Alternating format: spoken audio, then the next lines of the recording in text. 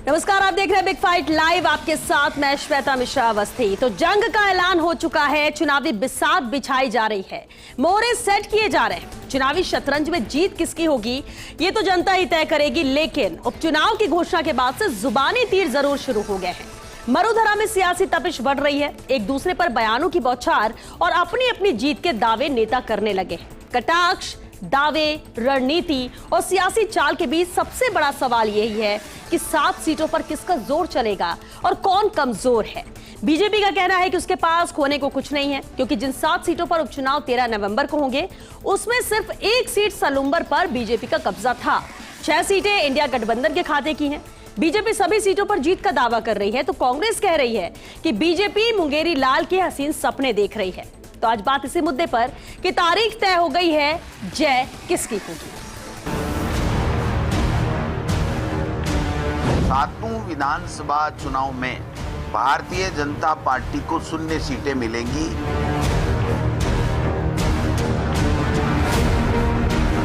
यदि वो कहे कि हम 7 हारेंगे तो वो उनको तो कोई नमस्ते भी नहीं करेगा, इसलिए वो तो यही कहेंगे ना कि हम 7 जीतेंगे।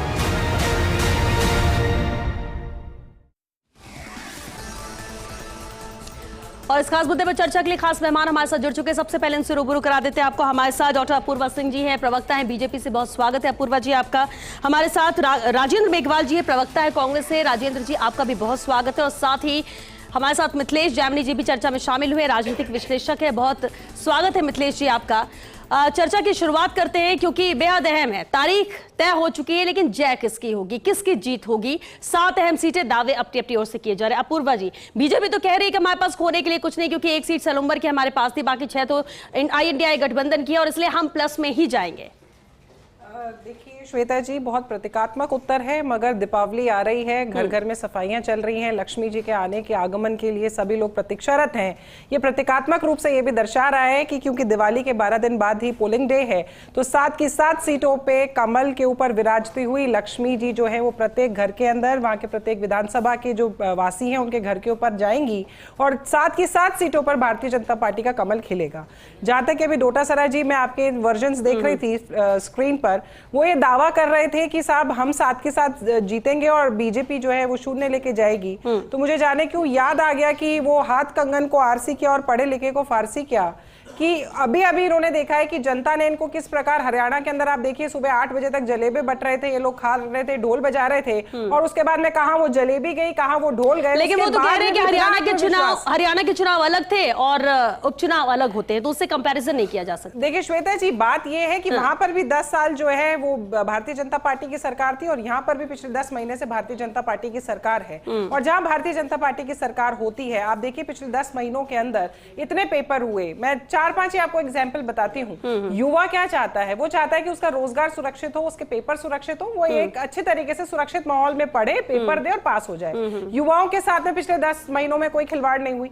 महिलाएं जो है, कहाँ 17 बलात्कार प्रतिदिन होते थे और आज महिलाओं की आप स्थिति देखिए। समाज है, छोटे मोटे अपराध घटित होते हैं, मगर फिर भी जो महिलाएं हैं वो कंपैरेटिवली बहुत सेफ राजस्थान के अंदर हो गई हैं। किसानों की अगर हम बात करें तो चाहे ईआरसीपी हो, चाहे यमुना जल समझौता हो, सभी से जो है किसानों के लिए खुशहाली का एक प्रतीक भी यहाँ पर आ चुका है, जो धीरे धीरे एग्जीक्यूट हो रहा है। जो लोग हाशिए पर थे उनको मुख्य धारा में लाया जा रहा है, विकास के यहाँ पे काम हो रहे हैं। तो राजस्थान के अंदर जो 10 महीने के अंदर हम लोगों की सरकार ने अच्छे कार्य किए हैं, हम उन कार्यों को और उन योजनाओं को जन जन तक लेकर के जाएंगे जब 7 विधानसभाओं में। तो मैंने वही कहा कि कमल वहां पे 7 की 7 सीटों पर कमल खिलना निश्चित है। ठीक है, रामकेश मीणा जी भी हमारे साथ जुड़ चुके, उपनेता प्रतिपक्ष है। रामकेश जी आपका भी बहुत स्वागत है।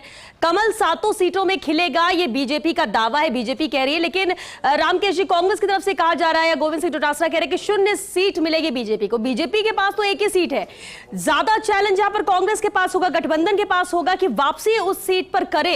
ऐसे में क्या नजर आता है आपको, क्या तैयारियां ऐसी है, क्या जनता के ऊपर छाप ऐसी है कि वापस वो सीटें जीतकर कांग्रेस आएगी और कांग्रेस के दावे सही होंगे?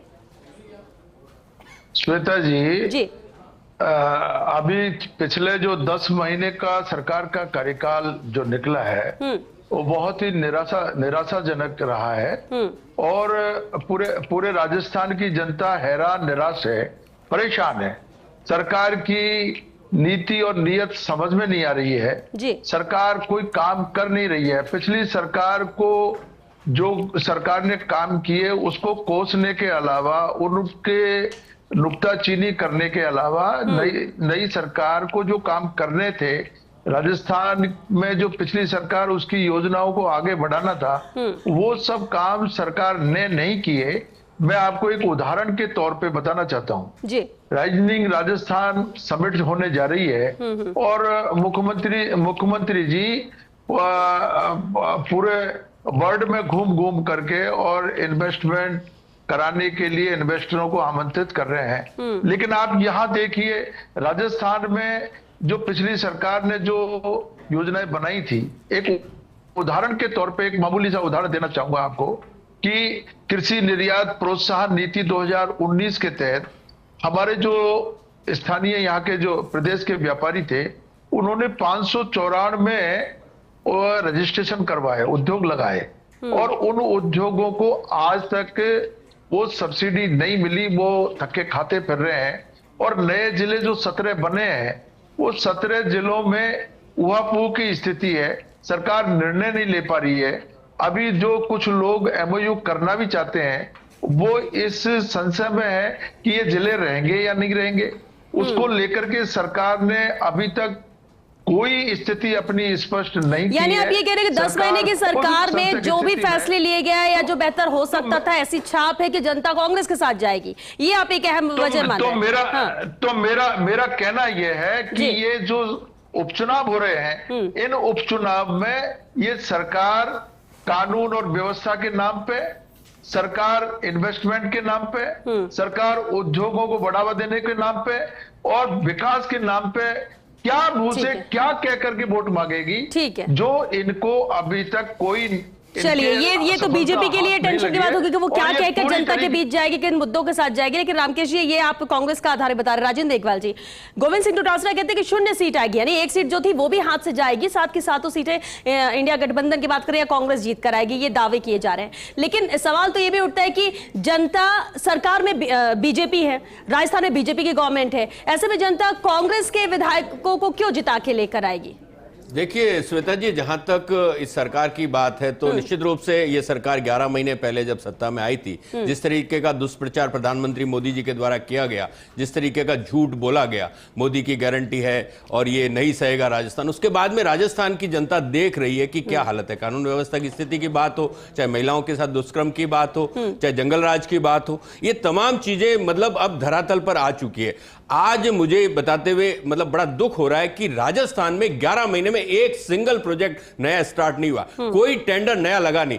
और इन्होंने कहा था कि पूर्ववर्ती सरकार के 6 महीनों के फैसले की समीक्षा करेंगे, अभी तक उस कैबिनेट कमेटी ने कोई समीक्षा नहीं की और वो और टाइम मांग रहे हैं। अरे भाई, आप क्या कर रहे हो? 11 महीने से तमाम विकास के कार्य आपने ठप कर दिए।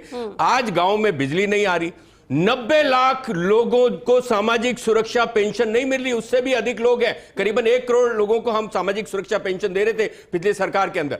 आज आप बताइए कि सुरक्षा पेंशन नहीं मिल रही और कोई भी विकास का कार्य। लेकिन चलिए प्रदेश के अंदर सुनिए, स्वास्थ्य सेवाओं का आप ये बातें जो गिना रहे, इसी पर मेरा सवाल है। आपने कहा कि ये लोग ये कर रहे हैं, जनता ये देख रही है, लेकिन अगर चलिए कांग्रेस के विधायकों को जिता भी देंगे तो भी तो जो जैसे चल रहा है, सरकार जैसे चलाई जा रही है वैसे चलाएंगे। ऐसा नहीं है, जनता बहुत स्मार्ट है। जनता को पता है कि जब विपक्ष की ताकत और बढ़ेगी ना तो ये सरकार को झुकना पड़ेगा। क्योंकि मैं आपको बता दूं, प्रदेश के अंदर डेंगू एक मिनट रुक जाइए, डेंगू पूरी तरीके से फैल चुका है। प्रदेश के अंदर सबसे ज्यादा डेंगू के रोगी है, लेकिन डबल इंजन की सरकार फेल है। किट नहीं मिल रहे हैं यहाँ पे, चिकनगुनिया के किट नहीं मिल रहे। आज डबल इंजन की सरकार है, दिल्ली का इंजन फेल, राजस्थान का इंजन फेल, कैसी सरकार है ये? देश के अंदर, प्रदेश के अंदर 2 एसडीएम की डेथ हो जाती है, डॉक्टर की डेथ हो जाती है डेंगू से। क्या है चिकित्सा व्यवस्था? आप बताइए।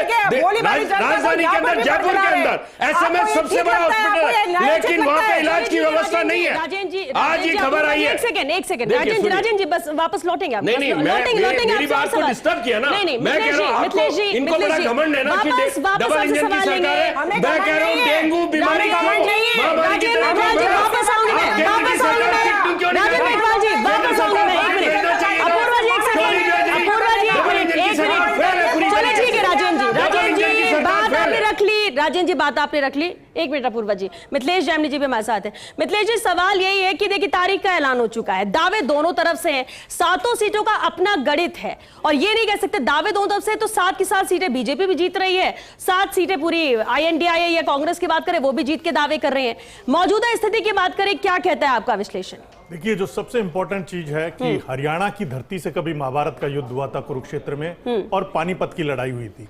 इन दोनों युद्धों के परिणाम के दूरगामी असर हुए थे और हरियाणा के चुनाव के बाद में यह तय हो चुका है कि जो कांग्रेस 7-0 की बात कर रही थी उसके हौसले बदले बदले से नजर आते हैं। सुल्तान जो आज हनुमान बेनीवाल के लिए सम्मानित सांसद बोल रहे हैं और कह रहे हैं कि दिल्ली तय करेगी, ये जो बदले हुए स्वर है ये बता रहे हैं कि अब लिबास बदल गया हरियाणा के परिणाम के बाद में। अब 7-0 वाली बात तो हो गई है खत्म। अब जो सबसे इंपॉर्टेंट चीज है कि इस चुनाव में जीतेगा कौन, जीतेगा वो जो ग्राउंड पर सोशल इंजीनियरिंग बहुत बेटर ढंग से करेगा। दूसरा जो इंपॉर्टेंट चीज है कि इलेक्शनिंग कौन करेगा। कैंपेनिंग तो कांग्रेस हो सकता है, दिल्ली वाले धमकाएं और डोटासरा जी, सचिन पायलट और अशोक गहलोत एक हेलीकॉप्टर में बैठकर कैंपेनिंग करिया है, भाषण करिया है, लेकिन इलेक्शनिंग में कांग्रेस कमजोर है। बीजेपी में भजनलाल जी जब बाहर गए उससे पहले एक मीटिंग की, उस मीटिंग में एक तीसरा एक कांग्रेस से शामिल हुआ, उसको इन्होंने मंडल प्रमुख बनाया खींवसर का, उसका नाम लेकर मीटिंग में भाषण किया। तो जो एक बीजेपी में जो नीचे ग्राउंड रिपोर्ट से किया जाता है, मंडल प्रबंधक, ये बूथ प्रमुख, उससे सीएम बाई लेम बात कर रहा है, वो सिस्टम कांग्रेस में नहीं है। उससे एक सबसे बड़ी फाइट करनी पड़ेगी। और तीसरा इंपॉर्टेंट फैक्टर है कि क्या कांग्रेस इन मुद्दों को भुना पाएगी। कि जो सबसे बड़ी बात है कि ये सरकार आई थी न तो मोदी जी की गारंटी के दम पर आई, न झूठ के दम पर आई। ये सरकार आई थी केवल नौजवानों की सपनों पे, नौजवानों की हसरत पे, जिन्होंने कहा था कि जाकी रही भावना जैसी, प्रभु मूरत देखी दिन तैसी। तो राजस्थान के नौजवानों को यह नजर आया कि 17 पेपर लीक करने वालों को बाहर किया जाए। 71 सीटें तो लेके आई थी ना कांग्रेस। और उपचुनाव आप देखिए, आप राजस्थान की बात करें, आप छोड़ दीजिए, राजस्थान में आप इसीलिए हारे। आप चुप रहिए, आप चुप रहिए, आप चुप रहिए। पूरे देश के अंदर पेपर लीक हो रहे हैं, नीट का पेपर 2 बार लीक हुआ मोदी जी के राज में, बताइए ना, 4 सीटें तक फाइल हो गई, लेकिन उसके ऊपर कोई सवाल नहीं करेगा। हमने नीट की परीक्षा दोबारा करवाई है, आप बताइए ना, आपके पास कुछ करने के लिए नहीं है, आप राजस्थान की बात कर रहे हो, लेकिन देखिए 11 महीने हो गए। बस राजेंद्र जी, आपने अपनी बात रखी ना, वापस आप करो फिर ये लोग इंटरप्ट करेंगे, ये भी इंटरप्ट करेंगे, ये भी इंटरप्ट करेंगे, ये भी इंटरप्ट करेंगे। राजेंद्र जी पहले सुनिए, मिथिलेश जी ठीक है, उत्तराखंड में नहीं हुआ क्या, गुजरात में नहीं हुआ क्या, हमेशा एक तरफा बात करते हैं, ये ठीक नहीं है। राजस्थान में पत्रकार बात कीजिए, आप एक तरफा बात मत कीजिए कभी भी, आप देखिए पूरे देश की बात कीजिए। देखिए, पेपर लीक पूरे देश की समस्या है, मुद्दा राजस्थान का है। राजस्थान की 7 सीटों की बात कर रहे हैं, राजस्थान की 7 सीटों पर बात कर रहे हैं। जिस प्रदेश से आते हैं मोदी जी, उस प्रदेश की चलिए ठीक है, एक मिनट राजेंद्र जी, डिरेल मत करिए, आप डिबेट को डिरेल मत करिए, मत करिए। तो सबसे इंपॉर्टेंट पहली बात ये कि मुद्दा ये है, राजस्थान के 7 सीटें जो उपचुनाव उसकी हैं। अब राजस्थान के मुद्दे होंगे और आप दूसरे राज्यों में जाएंगे तो यहाँ पे चर्चा नहीं हो सकती। 11 महीने तो करिए ना, तो आप कहाँ लेके जा रहे हैं? आपकी सरकार है, आप कब तक कमेटी करेंगे? सुनिए पहले, देखिए, सबसे इंपॉर्टेंट चीज है कि उपचुनाव में कांग्रेस का पगफेरा ठीक है। इन्होंने सरेंद्र पाल टीटी को मंत्री बनाया, चुनाव हार गए। महेंद्र सिंह जो मालवीय थे वो कांग्रेस से बीजेपी में आए, लेकिन उनकी सीट हार गए। लेकिन जो इंपॉर्टेंट चीज है कि हरियाणा के इलेक्शन ने बीजेपी के कार्यकर्ताओं में जोश भर दिया और पॉलिटिकल जो परसेप्शन है, वो पॉलिटिकल आपका विजन क्या है उस पर क्रिएट होता है। लेकिन गोविंद सिंह डोटासरा कह रहे हैं कि हरियाणा के चुनाव अलग थे, उपचुनाव अलग है, कंपैरिजन नहीं। तो क्या आप मानते हैं कि रिफ्लेक्शन नहीं होगा? हरियाणा से सटी हुई राजस्थान की 15 सीटें थी। हरियाणा में 15 में से 9 में बीजेपी जीती है, जो राजस्थान से सटी हुई है। और जब भजनलाल जी प्रचार करके आए थे तो डोटासरा जी तो एक्सीडेंटल प्रेसिडेंट है, उनको जो कहना है वो कहते रहे। लेकिन हालत यह है कि कांग्रेस के पास ग्राउंड पे न तो कार्यकर्ता है न संगठन है। आप देखिए कि इनका जो इंडिया गठबंधन के हनुमान बेनीवाल क्या कहते हैं कि ऐसे तेजल सुपर डुपर पर केवल वो जो टावल घुमाने, गमछा घुमाने से वोट नहीं आते, जनता के लिए सड़क पर आना पड़ता है। उन्होंने कहा कांग्रेस ने मेरी पीठ में छुरा घोंपा, मेरा कैंडिडेट ले गए।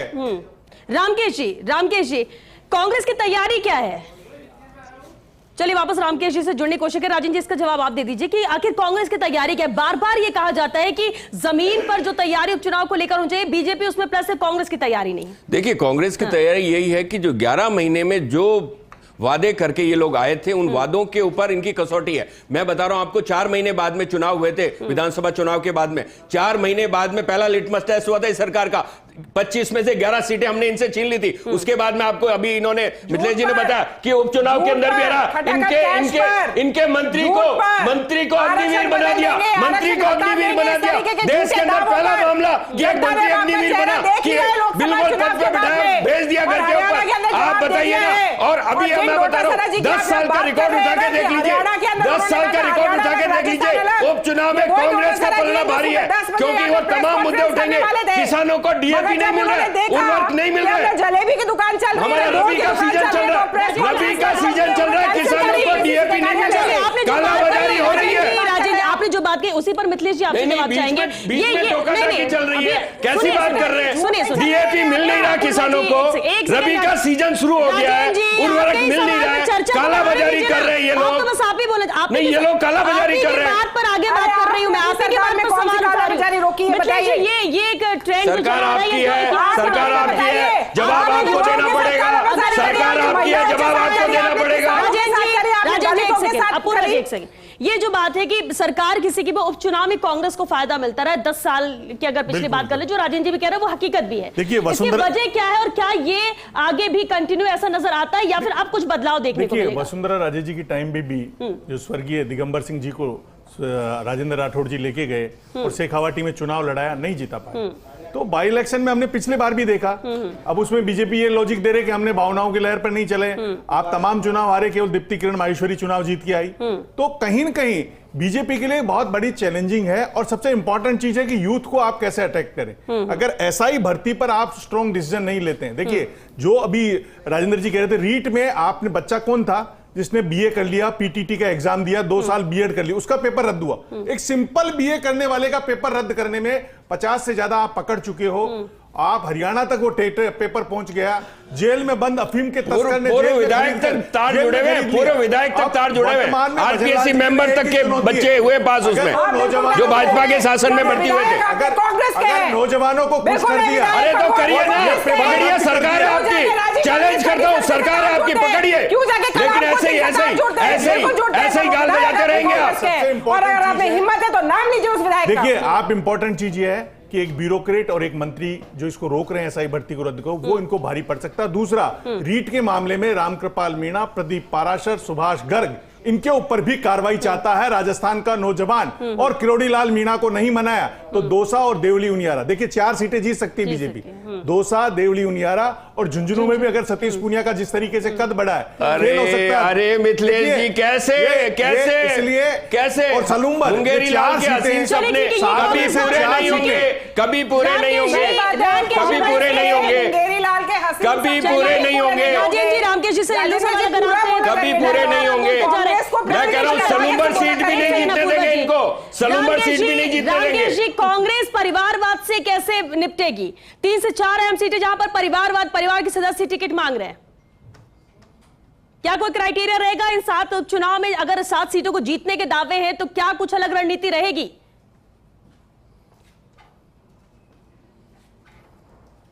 रामकेश जी, आप तक आवाज आ रही है? श्वेता जी, मुरारी, हाँ श्वेता जी, बताइए। रामकेश जी, सवाल है, परिवारवाद से कैसे निपटेगी कांग्रेस? 3 से 4 सीटों में परिवार के सदस्य टिकट मांग रहे हैं। नहीं, परिवार का टिकट मांगना कोई गुनाह नहीं है, लेकिन किसको टिकट दिया जाएगा ये सब तय करना है अभी हमारे हाईकमान को। और हाईकमान सोच समझ करके टिकट देगा। टिकट जो जीता वो टिकाऊ जो उम्मीदवार है उसको दिया जाएगा। और ये कितना भी भ्रम फैला ले, सरकार के पास कहने को कुछ नहीं है। वोट मांगने के लिए जब जाएंगे, जनता इनसे सवाल करेगी, इनके पास इसी पर जवाब। ये बार-बार कांग्रेस की तरफ से 10 महीने के कार्यकाल को ही टारगेट किया जा रहा है। रामकेश जी से मैं एक सवाल पूछूं? जी जी रामकेश जी, मेरा एक सीधा सवाल है। मुरारी लाल मीणा जी दौसा में बयान देते हैं कि मेरे परिवार से कोई चुनाव नहीं लड़ेगा, न सविता मीणा न निहारिका मेरी बेटी, और दिल्ली में वो अपनी बेटी के साथ लॉबिंग करते जब मिले हैं लोगों को। दूसरा इंपॉर्टेंट चीज है कि विजेंद्र ओला जी अमित ओला जी के लिए अड़े हुए हैं। ऐसे में कांग्रेस क्या परिवारवाद का जो उनके ऊपर एक नारा लगता है उसको तोड़ पाएगी? कोई परिवारवाद का मामला नहीं है, ये सब मेरिट के आधार पर टिकट दिया जाएगा और टिकट के लिए पूरी छानबीन चल रही है। हमारे जो अध्यक्ष हैं डोटासरा जी, उनके नेतृत्व में टीकाराम जी जूली चलिए, क्योंकि वक्त भी खत्म हो रहा है डॉक्टर अपूर्वा, बार बार बीजेपी पर यही सवाल हमेशा से उठता रहा है, ये 10 साल का कार्यकाल, ये मुद्दा है हम कांग्रेस के पास। देखिए 10 महीने का जो कार्यकाल 10 है, महीने का 10 महीने का जो कार्यकाल बीतता है माननीय भजनलाल जी के नेतृत्व के अंदर, उसमें राजस्थान के युवाओं ने एक बहुत सुरक्षित राजस्थान देखा है, जहां पर पेपर लीक का नेक्सस का तार या सरकार से जाकर के नहीं जुड़ता। वहां वो राजस्थान एक भी विज्ञापन नहीं निकाला, एक भी भर्ती इन्होंने नहीं की, झूठ बोलकर सत्ता में आए, आरसीपी का झूठ बोला, यमुना जल का झूठ बोला, कुछ भी नहीं मिला। राजस्थान की जनता बजट के अंदर और बोला था कि साहब शिक्षा की नीति बनेंगे, ट्रांसफर पॉलिसी बनेंगे, कल ही देखा हमने जाति विशेष के लोगों के ट्रांसफर कर दिए और जब शिकायत हुई तो यू टर्न ले लिया। तो ये यू टर्न वाली सरकार है, इनसे ये 5 साल नहीं निकलेंगे, ना तो मुख्यमंत्री जी चल पाएंगे और ना ही ये इनके मंत्री चल पाएंगे, क्योंकि अनुभवहीनता बहुत बड़ा मुद्दा है। लोकसभा के अंदर अनुभवहीनता की वजह से सरकार चल नहीं रही है, मंत्रियों को पता नहीं है कि क्या करना है, विधायक चाहते नहीं है कि कोई काम हो। कांग्रेस दावा कर रही है 07 के आंकड़े की बात कांग्रेस कर रही है कि 07 का आंकड़ा होगा जब परिणाम आएंगे, तो यानी 7 सीटें कांग्रेस जीत के आ रही है। कहा जा रहा है 3 सीटें तो ऐसी जिसमें कांग्रेस कमजोर है। गठबंधन को लेकर भी कुछ स्पष्ट नहीं, गठबंधन करती है नहीं करती तो भी कांग्रेस के लिए नुकसान है। कांग्रेस की स्थिति अभी कैसी है इसमें? कांग्रेस अगर सचिन पायलट दिल से लग जाएं और अशोक गहलोत वापस दिल से नकारा निकम्मा कुछ भूल जाएं और लोगों के दिल में जुड़ जाए और माड़ी गुजर एक हो जाएं तो 200 सीट जीत सकते हैं, देवली उनियारा जीत सकते हैं। लेकिन क्या ये होना संभव है? देखिए संभव होना नहीं है, लेकिन किरोड़ीलाल मीणा अगर अपने भाई को टिकट दिला पाते हैं 200 से तो देवली उनियारा में भी लाभ होगा। और कहीं न कहीं ये पेच चल रहा है और बीजेपी के लिए झुंझुनू सीट अब कंफर्ट जोन में जाती हुई नजर आ रही है। सतीश पूनिया का जिस तरीके से कद बढ़ा है और सतीश पूनिया पे दाव खेलती है, बबलू चौधरी पे दाव खेलती है, राजेंद्र बाबू पे दाव खेलती है, ये देखने वाला होगा। यानी अब कैंडिडेट बहुत इंपॉर्टेंट हो गए हैं क्योंकि हवा बराबर की होगी। अगर आप इस बात पर मुहर लगाई जाए तो ऐसे में कांग्रेस के लिए नुकसान होगा, इसको लेकर भी रणनीति कांग्रेस की रहेगी। देखिए श्वेता जी, 7 सीटों में से 6 सीटें इंडिया अलायंस की है, एकमात्र सीट सलूम्बर की भाजपा की है। हम आपके चैनल पे कह रहे हैं सलूम्बर भी भाजपा को नहीं जीतने देंगे, 7-0 का रिजल्ट आएगा। लेकिन कांग्रेस वहां तो लगातार हार रही है। राजस्थान के अंदर मामला दूसरा है और हरियाणा का मामला भी वहां पे पेंडिंग है। चुनाव आयोग को जवाब देना पड़ेगा, क्योंकि 20 सीटों पे जो गड़बड़ी की है उसके ऊपर चुनाव आयोग ने जवाब नहीं दिया। उसके बाद हम कोर्ट में जाएंगे और जवाब देना पड़ेगा। वक्त खत्म हो गया, चलिए क्योंकि वक्त खत्म हो गया है। अपूर्वा जी वक्त खत्म हो गया। बहुत शुक्रिया आप सभी का इस चर्चा में शामिल होने के लिए। देखिए जोर तो सब लगा रहे हैं, लेकिन किसका जोर चलता है, किसे विजय मिलती है, क्या 7-0 का आंकड़ा सही रहता है, क्या ऐसा भी होगा कि किसी को एक भी सीट ना मिले, कोई 7 सीट जीते? लेकिन ऐसा मुमकिन इसलिए नहीं लगता क्योंकि अब तक के जो रणनीति के तहत या जो सीट में जो जमीनी हकीकत नजर आ रही है वो, और इसलिए कड़ी टक्कर है। कहीं पर साफ नजर आता कौन सी पार्टी कमजोर है, कहीं दूसरी। लेकिन कैंडिडेट भी यहां पर अहमियत रखेगा, परिवारवाद कितना हावी होता है या फिर इसका नुकसान भी हो सकता है। कैंडिडेट सही सिलेक्शन नहीं होता है तो क्या हार का सामना करना पड़ सकता है। और जो मुद्दे लेकर जा रहे हैं, क्या वाकई में जनता के बीच में ये मुद्दे असर करेंगे या जनता ने अपना अलग ही कुछ मन बना लिया है पार्टियों को लेकर? तमाम अहम पहलू है जिसको लेकर चर्चा तो जारी है, लेकिन जमीन पर उसे लेकर रणनीति बदलने की भी कोशिश है। ऐसे में सब कुछ जनता को तय करना है। देखना होगा कि ये जो 7-0 की बात की जा रही है, इन 7 सीटों की बात की जा रही है, उसमें किसे हार मिलती है और किसे जीत। चलिए इसी के साथ बिग फाइट लाइन में आज के लिए बस इतना ही। नमस्कार।